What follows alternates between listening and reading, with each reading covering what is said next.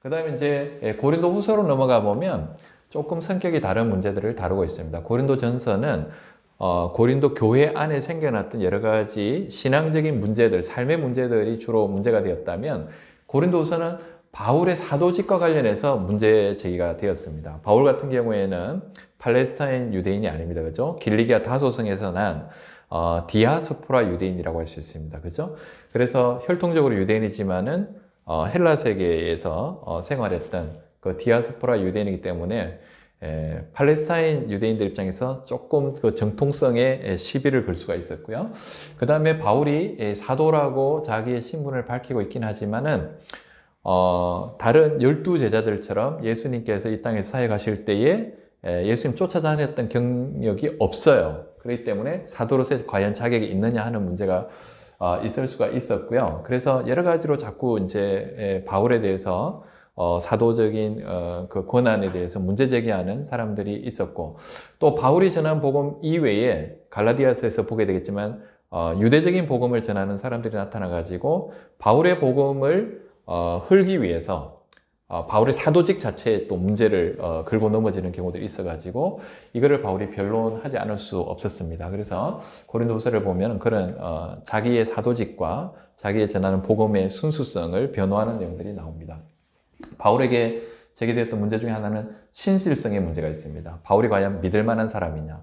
이제 여행 계획을 미리 편지 같은 데서 이렇게 아까 썼다 그랬잖아요. 고린도후서에. 근데 어떤 상황에서 이렇게 계획이 바뀌는 경우들이 있어요. 그러면 한 입으로 두 말한다. 그래서 못 믿겠다. 이런 이제 문제가 제기되기도 하고, 또 바울이 사실 복음을 전하면서 개인적인 이익을 취하려고 하는 거 아닌가 이런 오해를 했습니다. 왜냐하면 이때 당시에 이제 복음 전하는 복음 전도자들 외에 철학자들 중에도 방랑 철학자들이 여러 곳을 돌아다니면서 철학 강의를 하고 거기에 대한 대가로 보수를 받았던 그런 경우들이 있습니다. 그래서 바울도 이렇게 말씀을 자기 이익을 취하는 수단으로 삼아서 복음 전하고 있는 거 아닌가, 저거 좀 수상하다, 이런 이제 문제 제기가 된 적이 있습니다.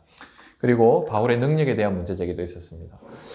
오늘날도 이제 비슷한 문제가 나올 수 있는데, 바울이 이 글에는 능하지만 말에는 졸하다, 이런 표현 읽어보신 기억이 있으시죠? 그래서 말재주가 조금 떨어졌던 거 아닌가 하는 걸 이제 엿볼 수 있는데, 그래서 뭔가 이렇게 그 말에 재주가 좀 떨어진다, 설교 능력이 떨어진다, 오늘날 식으로 말하면 이런 문제 제기. 그 다음에 또 바울과 다른 류의 복음 전하는 복음 전도자들은 와가지고 자기들은 막 환상도 보았고 계시를 많이 보았다 이렇게 떠버리고 다니는데, 바울은 그런 걸 잘 얘기하지 않았거든요. 왜냐하면 오히려 그러한 것들이 예수 그리스도에게로 맞춰져야 할 초점을 흐리는 것이 될까봐 바울은 사실은 이제 바울도 이런 환상과 계시 체험이 있었음에도 불구하고 많이 떠벌리지 않았던 것 같은데, 그러니까 다른 사람들은 이제 바울은 환상과 계시도 보지 못하는 그런 무능력한 사도다, 이렇게도 했는 것 같고, 그 다음에 이제 기적도 별로, 사실 사도행전에 보면은 바울이 기적을 꽤 행했던 걸로 나오는데,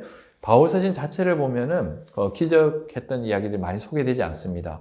아마도 바울은 겸손하게 이런 이제 기적 이야기를 떠벌리지 않았을 뿐인 것 같은데, 기적 행했던 것들을 바울 자신이 서로 이렇게 홍보를 많이 하지 않으니까 너는 별로 기적도 못 하잖아, 이러면서 이제 여러 가지 무능력의 문제를 제기했던 것 같기도 합니다. 여기에 대해서 바울이 했던 답변은 뭐냐? 질그릇에 담긴 보배라는 것입니다. 맞습니다. 사실 이제 바울이 그걸 하나는 논박할 수 있었을 것 같아요. 나는 방언도 더 많이 한다, 환상과 계시 더 많이 보았다, 나도 기적을 행할 수 있다, 병자를 고칠 수 있다, 이렇게 얘기할 수 있었겠지만 바울은 그러지 않고요. 질그릇에 담긴 보배라는 답변을 내놓습니다. 우리가 이 보배, 복음을 말하는 거죠. 보배는 복음을 질그릇에 가졌으니 이는 심히 큰 능력은 하나님께 있고 우리에게 있지 아니함을 알게 한다. 그래서 맞다, 나는 부족하다, 질그릇같이 가치 없다, 나 자신은. 그렇지만 내 안에 나를 통해 전파되는 복음은 너무나 귀한 보배이다, 이런 얘기를 하고 있습니다. 그 다음에 제가 이제 나에는 고난 목록이라고 했는데요. 이 4장, 6장, 11장, 또 고린도전서 4장에도 보면은 바울이 복음 전하면서 겪었던 여러 가지 고생한 이야기들 쭉 합니다. 내가 자지 못하고 먹지 못하고 헐벗고 굶주리고 파선도 당하고 또 강의 위험과 바다의 위험과 또 회당에 끌려가서 40에 감하는 매를 3번 맞기도 하고, 여러 가지 자기가 겪었던 고난들을 쭉 이야기합니다. 그러니까 한편으로 보면은 이거는 자기의 사도직을 변호하는데 어울리지 않는 그런 내용인 것 같습니다. 왜냐하면은 하나님이 택한 사도라면 하나님의 놀라운 능력을 나타낼 수 있어야 되지 않느냐. 근데 사람들이 생각하는 그런 능력을 나타내 보이는 일들 하나도 없다라고 자기가 스스로 얘기하고 있는 셈이거든요. 근데 이것이 어떻게 그런 사람들의 공격에 대한 답변이 될 수 있느냐. 다음번에 보면요. 고린도후서 12장인데 주께서 나에게 이르시기를 내 은혜가 내게 족하다. 이는 내 능력이 약한 데서 온전해짐이라. 자기의 연약함, 부족함을 바울은 그대로 인정하고 그럼에도 불구하고 아무것도 아닌 자기를 통해서 놀라운 능력의 복음이 전파되고 있는 것, 이걸 통해서 우리는 하나님께로 초점 맞추고 신앙생활해야 된다, 이런 답을 내놓습니다. 한 걸음 더 나아가서 예수님을 생각해 보면 예수님도 마찬가지입니다. 하나님의 그리스도 메시아로 오셨지만 예수님은 어떻게 보면 인간적으로 보면은 힘없이 십자가에서 달려 돌아가시는 그런 공생애를 사셨습니다. 그러나 부활로 이제 일어나시게 되는 거죠. 그러니까 자기 이렇게 고난당하고 없어 보이고 아무것도 아닌 보잘것없는 그런 모습으로 살아가는 것이 오히려 예수님을 진정으로 따르는 십자가의 길을 가는 참된 사도의 모습이다. 이렇게 바울이 답을 내놓았다고 생각을 하시면 될 것 같습니다. 자, 이렇게 이제 바울이 대답을 내놓았고, 또 하나 이제 재정적인 문제에 대해서 시비를 걸었습니다. 바울이 아까도 말씀드렸지만 예루살렘에 있는 가난한 성도들을 돕기 위해서 헌금을 모아서 같이 한번 드리자. 이렇게 이제 여러 곳을 다니면서 권면하기도 하고 또 편지를 써서 또 준비하라고 하기도 하고 하니까 왜 이렇게 그 구제 헌금 걷는데 바울이 열심히냐? 저거 순수한 의도가 아니라 저 중에 일부 어떻게 하려고 하는 게 아닌가? 이런 이제 의심을 하기도 했던 흔적들이 여기에 나와 있습니다. 그래서 이제 자기가 안 나서고 다른 사람 시켜가지고 돈 모아가지고 자기가 어떻게 하려고 하는 거 아닌가, 이런 의혹이 제기되기도 했었습니다.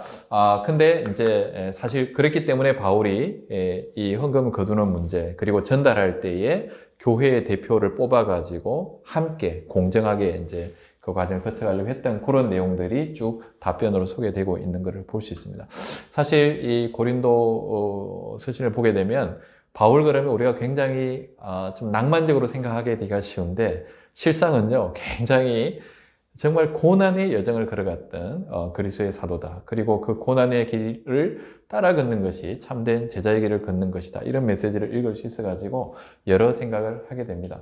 저도 이제 한때 어릴 때는 기도할 때 바울처럼 하나님 저를 써주시면 좋겠습니다. 이런 이제 간절한 바람으로 기도하게 됐는데 지금 생각해 보면 얼마나 위험한 기도였는가 하는 생각이 들기도 합니다. 그 말은 엄청난 고생과 고난의 길을 가도록 해 주십시오, 이런 얘기가 될 수도 있습니다. 그렇지만 우리가 참 믿음을 가지고 있다면 진실한 마음으로 하나님 앞에 그러한 기도를 다시 한번 올려드릴 수 있어야 하지 않을까, 이런 생각이 들기도 합니다.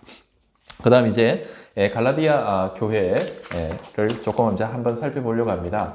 갈라디아 교회는 여러분 너무 잘 아시는 대로 율법 문제를 다루고 있습니다. 바울이 복음을 전한 다음에 떠나잖아요. 근데 그 자리에 유대인 출신의 그리스도인들이 와가지고 또 복음을 전하는데요. 바울이 전했던 것과 결이 다른 복음을 전합니다.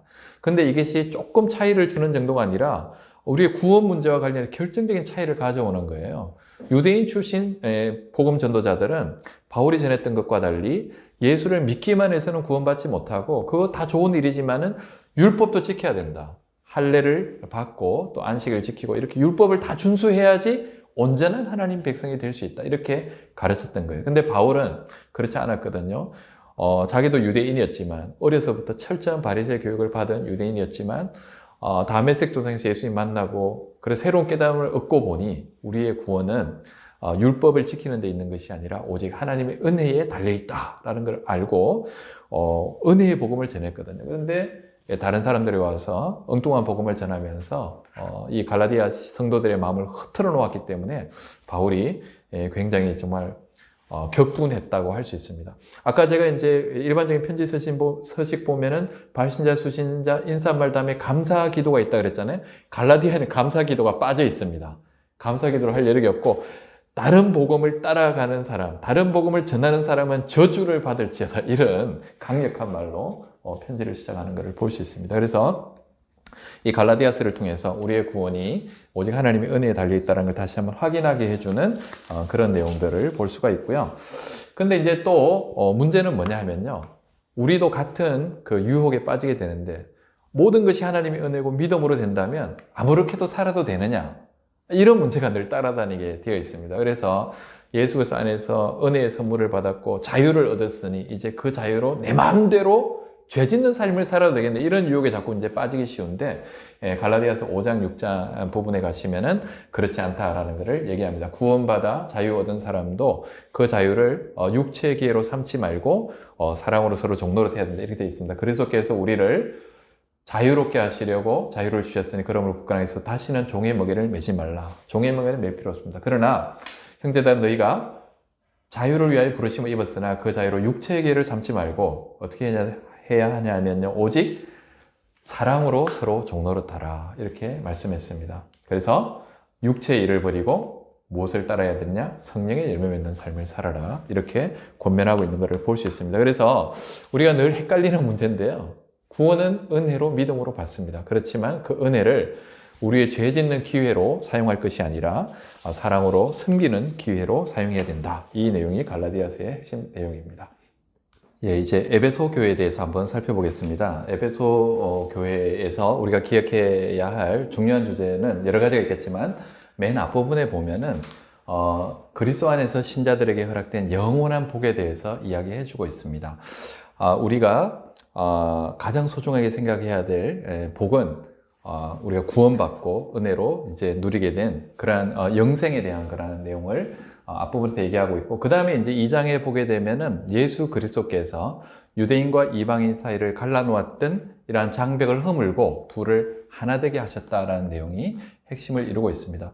이때 당시에 이제 예루살렘 성전이 있었는데 거기에는 유대인들은 들어갈 수 있었지만 이방인들은 바깥뜰에만 있을 수 있었고 못 들어갑니다. 그리고 거기에다가 구분을 해놔놓고 넘어가면 이방인 다 죽는다 해서 실제로 유대인과 이방인을 갈라놓는 그런 담이 떠올랐을 거예요. 그런데 이제 예수 안에서 그러한 유대인과 이방인의 구분이 다 허물어졌다, 하나가 될 수 있다라는 내용을 얘기하고 있고, 그 다음에 이제 교회론에서 보면 좀 중요한 내용이 소개되는데요. 교회의 머리가 되신 분은 예수 그리스도다. 거꾸로 하면 이제 교회는 그리스도의 몸이 된다. 이런 내용들이 에베소에서 소개되고 있는 것을 볼 수가 있습니다.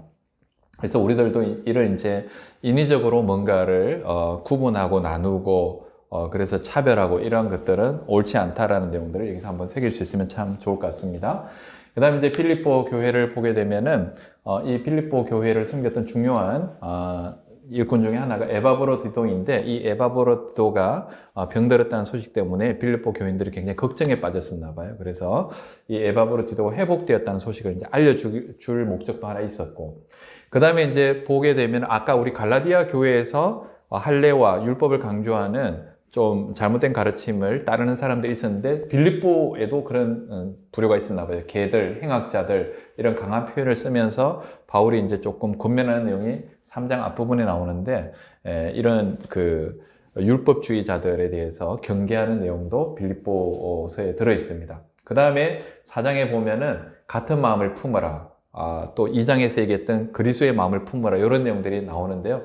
성도들 사이에 좀 불화가 있었던 것 같습니다. 유오디아 순두교에 보면은 서로 싸웠던 그런 두 여자인 것 같아요. 근데 같은 마음을 품어라 라고 이렇게 권면하고 있는 것을 볼 수 있습니다.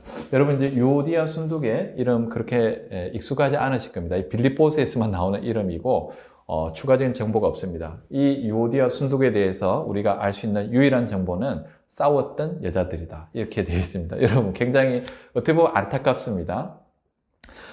우리가 앞으로 주님 앞에 섰을 때 혹은 후대에 우리에 대한 어떤 하나의 기록이 전해진다면 어떤 내용으로 전해지면 좋을까요? 그렇게 좀 이렇게 바람직하지 않은 그런 내용으로 소개되고 있는데 여기서 이제 우리가 교회 생활하다 보면 그런 일들이 많이 나올 수 있을 것 같아요. 그리고 교회 생활뿐만 아니라 또 가정에서 또 다른 사람들과의 관계성 속에서 갈등과 분쟁이 생기고 하나 되지 못하는 모습이 있는데, 우리 그리스도인들이라면 다른 서신에서 늘 권하는 건데요. 할 수만 있는 대로 평화를 추구하도록 이렇게 권면하고 있는 것을 볼 수 있습니다. 바울도 이 빌립보 교회의 이런 문제에 대해서 같은 마음을 품도록 권면합니다. 그렇게 되는데 키가 어디에 있느냐? 예수님 마음 품으면 되는 거거든요. 예수님 마음은 뭐냐? 겸손한 마음이거든요. 그래서 이러한 권면들을 하고 있는 것을 볼 수 있습니다. 자기를 낮추고 자기를 잊어버리게 되면 모든 그 텐션과 갈등들 이런 것들이 해소될 수 있을 것 같습니다. 그 다음에 이제 빌립보서를 쓴 가장 중요한 이유 중에 하나는 빌립보 교인들이 바울의 선교 여행에 후원금을 좀 많이 도와주었던 것 같아요. 바울은 자비랑 선교사로서 웬만하면은 후원금 받지 않았습니다. 근데 아주 특별하게도 이 빌립보 교회로부터는 선교에 들어가는 비용 지원을 받았었던 것 같고, 그렇게 후원해 준 거에 대해서 감사하는 내용을 담아서 4장 18절에 이제 적고 있는 것을 볼 수 있습니다. 그래서 이 빌립보 교회와 바울은 다른 어느 교회보다도 참 편안하게 서로 이제 교제가 이루어졌던 그런 교회로 볼 수가 있을 것 같습니다. 그 다음에 골로새 교회를 보게 되면은 이 골로새 교회를 위협하는 몇 가지 이단적 가르침, 유혹, 속임수 이런 것들이 있었던 것 같습니다. 그래서 철학과 헛된 속임수, 꿈에는 겸손, 천사 숭배, 또 음식 규정, 안식의 규정, 할례 이런 다른 비본질적인 요소들을 끌어들여서 신자들의 마음을 어지럽게 하는 경우들이 있었습니다. 아마도 유대교의 영향을 받은 신비주의 계통의 혼합주의 이단이었을 것으로 보이는데요.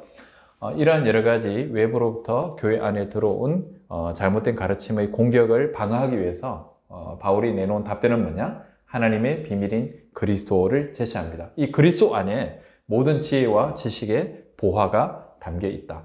그리스도 안에 신성의 모든 충만이 있다. 사실 이런 여러 가지 가르침들을 다 이렇게 디테일은 달라지지만 본질을 보자면 예수 믿는 것만으로는 뭔가 부족하다. 그러니까 이거가 더 필요하다라는 겁니다. 근데 여기서 바울이 제시한다면 그렇지 않다. 예수 그리스도 안에 다 있다. 지혜와 지식의 모든 것, 신성의 모든 충만이 그리스도 안에 있으니 그리스도 한 분이면 족하다. 이것이 바울이 내놓은 대답이라고 할 수 있겠습니다. 그 다음에 이제 빌레몬서는 보게 되면은 도망친 노예 오네시모를 옛 주인 빌레몬에게 자유롭게 조금 해주었으면 좋겠다는 취지의 권면하는 개인적인 부탁의 편지라고 할 수 있겠죠. 그래서 이 노예 제도에 대해서 바울이 이렇게 사회 변혁적 어떤 메시지를 주고 있지는 않지만은, 그러나 복음 안에서 노예 제도에 대해서 어떻게 생각해야 되는가. 그때 당시로 보면은 당시의 관행과 어떤 한계를 엄청나게 뛰어넘는 그런 권면을 하고 있는 것을 볼 수가 있습니다. 그래서 사실 이제 바울 서신을 통해서 바울의 그 생각하는 여러 단면들, 신앙의 면면들, 이렇게 영적인 측면들을 보게 되면은 복음이 들어오게 되니까 새로운 눈이 열리게 되고요. 그 다음에 그러한 것들은 한계를 뛰어넘을 수 있는 힘으로 작용하더라는 것을 볼 수가 있습니다. 우리도 시대를 살아가지만 조금 더 이렇게 하나님 나라에 기여하기 위해서는 시대적 한계를 뛰어넘는 어떤 그런 부분을 개발할 수 있으면 좋은데, 그러한 것들을 가능하게 해주는 것이 복음의 진리였다라는 것을 바울에게 볼 수 있습니다. 그 다음으로 이제 마지막 로마서 잠시 말씀드리려고 하는데요. 지금 우리가 그 편지를 살펴본 순서는 대체로 이 편지들이 쓰여진 시간적 순서를 제가 조금 이제 따라가고 있습니다. 약간의 중간에 이견이 있기도 하지만 대체로 학자들이 동의하는 그러한 그 편지의 기록 연대순을 제가 어느 정도 따라가고 있고, 로마서가 바울 서신 중에 제일 길어가지고 맨 앞에 나오긴 하지만 기록된 순서로 보면 가장 나중에 기록된 책이라고 할 수 있습니다.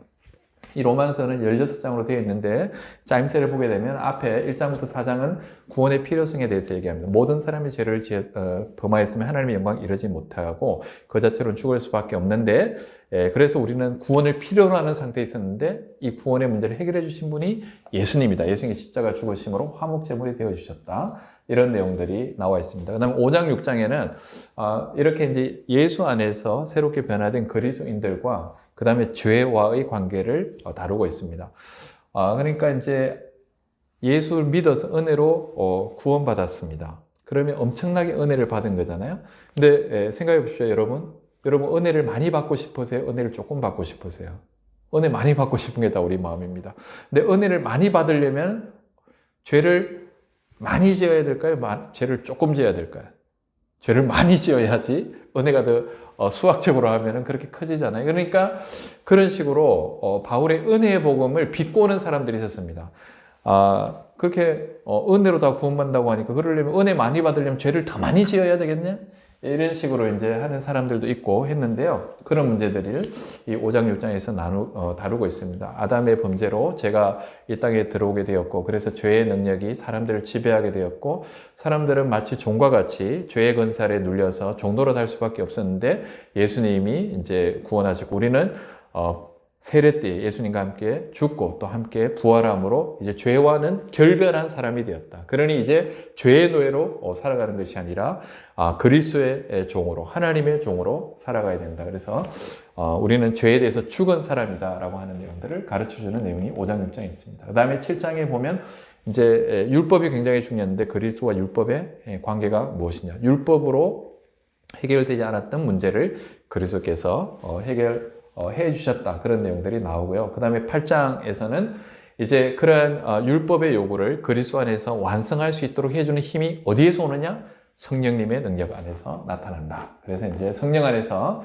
누리게 되는 그리스도인의 승리에 대해서 다루는 내용이 8장이라고 할 수 있습니다. 그래서 1장부터 8장까지 구원과 관련된 여러 가지 문제를 다루고, 그 다음 9장부터 11장은 바울의 이제 개인적인 어떤 고민입니다. 자기도 유대인이고, 이 은혜의 구원을, 이 은혜의 복음을 유대인들도 받아들였으면 좋겠는데 많은 유대인들은 지금 율법에 매여가지고 이 복음의 깊은 소식을 받아들이지 못하고 있는 문제를 놓고서 바울이 하나님 앞에 정말 고민하는 그런 내용들이 나와 있습니다. 과연 이 믿지 않는 유대인들의 운명은 어떻게 될 것인가? 멸망하고 말 것인가? 그렇게 되면 예전에 구약 때 하나님께서 유대인들과 맺으셨던 그 언약은 파기되는 것인가? 그렇다면 하나님께서 한번 하시기로 약속하신 것을 그냥 손바닥 뒤듯이 바꾸시는 신실하지 못한 하나님이냐? 이런 여러 가지 또 복잡하고 어려운 신학적 문제가 딸려오기 때문에 심각하게 9장부터 11장에서 바울이 이러한 이스라엘의 구원 문제를 고민하고 또 이렇게 기도하고 하는 내용들을 볼 수 있습니다. 결론적으로는 바울이 하나님의 신비 안에서 하나님께서 유대인과 이방인 모두를 함께 구원하실 것에 대한 그런 비전을 내다보는 것으로 끝맺고 있는 것을 볼 수 있습니다. 그 다음 이제 12장부터 마지막 16장까지는 구원받은 그리스도인들이 어떻게 살아야 되는지 윤리적인 권면에 관한 내용들이 이어지고 있다고 보겠습니다. 16장은 이제 끝맺는 인사들이 쭉 들어있는 그런 내용입니다. 자, 여기서 이제 제가 시간이 부족하기 때문에 한 가지만 조금 말씀드리고 싶은데요. 로마서는 구원에 관한 가장 체계적인 가르침인데 이 구원을 설명할 때 바울이 사용한 두 가지 모델이 있는데 그것만 제가 좀 설명드리겠습니다. 하나는 법정적 모델이라고 이제 소개를 했습니다. Justification by faith. 스펠링이 조금 틀렸는데 양해하시고요. 이 모델에 의하면은 우리가 다 죄인인데 재판장이신 주님께서 우리를 죄인 아니라고 선언해 주시는 어떤 그런 것과 빗대어서 우리의 구원 문제를 다루고 있습니다. 인간의 문제사항은 율법을 어기고 불순종해서 죄를 지었고 그래서 죄인이다.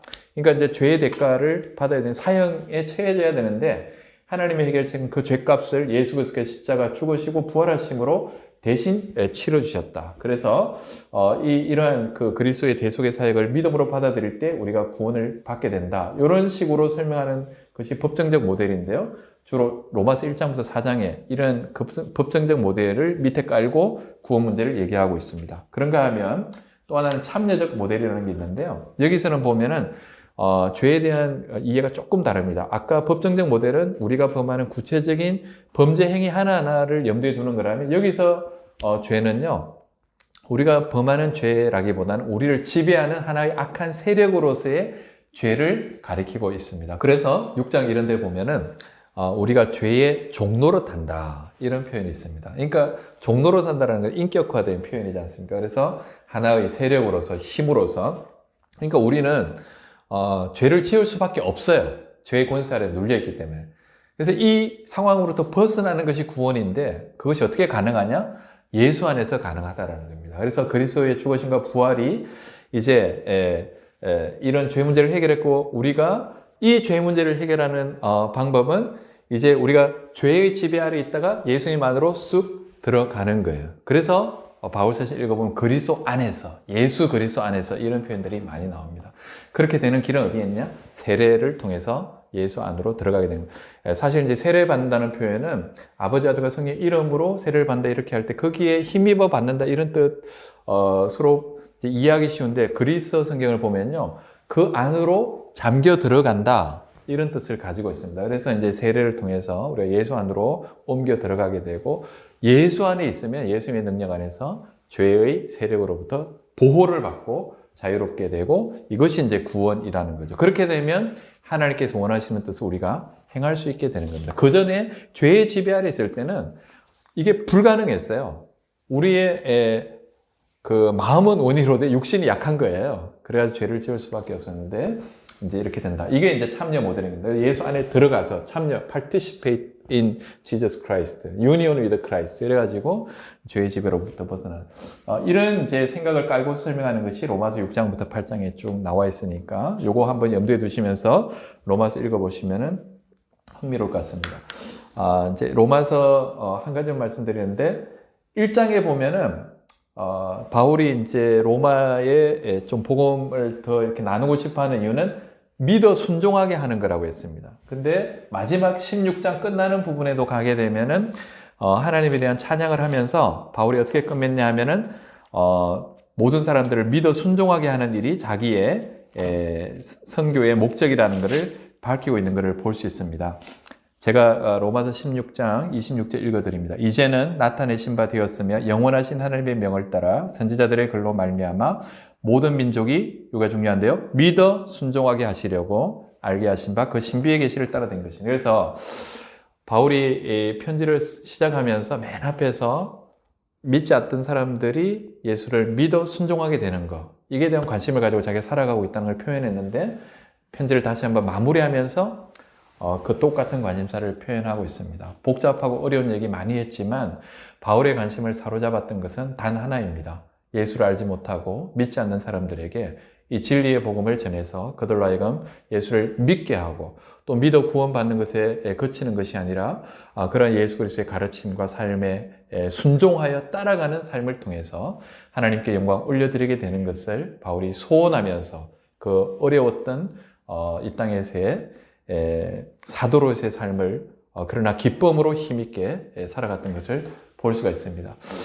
그리고 바울은 언제나 하나님을 찬양하는 삶을 살았던 것 같습니다. 로마서를 읽으면서 제가 굉장히 인상 깊었던 것 중에 하나는, 아까 이제 그 구조를 분석 1장부터 4장, 그 다음에 5장부터 8장, 9장부터 11장, 12장부터 16장, 제가 이렇게 이제 매듭을 좀 지었는데요.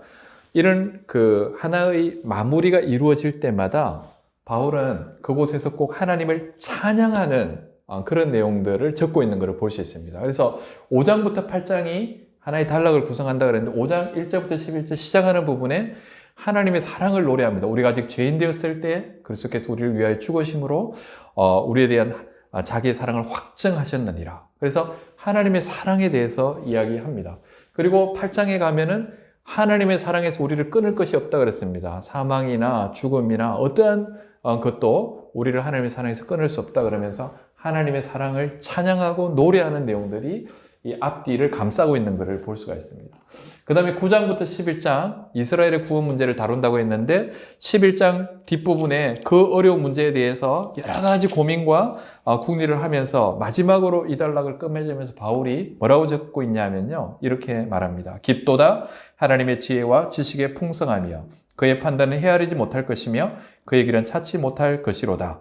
누가 주의 마음을 알았느냐? 누가 그의 모사가 되었느냐? 누가 주께 먼저 드려서 갚으심을 받겠느냐? 이는 만물이 주에게서 나오고 주로 말미암고 주에게로 돌아갑니다. 그에게 영광이 세세히 있을지어다. 아멘. 이렇게 얘기하고 있습니다. 그리고 16장 아까 읽어드렸던 구절입니다. 하나님께 대한 송영의 내용입니다. 그래서 바울은 편지 쓸 때도 보면 하나 단락을 마무리할 때마다 찬양과 감사를 올려드리는 모습으로 이렇게 편지 쓰고 있는 것이 저에게 참 인상적이었습니다. 오늘 바울이 전했던 복음, 바울이 써보냈던 편지를 통해서 이제 바울 편지를 쭉 한번 개관해 보았습니다. 짧은 시간에 많은 내용을 다루다 보니까 제가 조금 말이 빠르기도 했고 아쉬움이 있지만은 이러한 내용들 그래도 다시 한번 이렇게 찬찬히 생각하시면서 여러분들도 바울 서신 다시 한번 깊이 읽으시고 또 바울이 품었던 마음, 바울이 걸어갔던 제자의 길 한번 생각하시면서 우리도 매 순간순간 하나님 앞에 헌신하고 더욱더 믿음으로 나아가며 하나님께 찬양과 영광 올려드리는 복된 삶을 살 수 있는 우리 모두가 될 수 있기를 소망합니다. 감사합니다.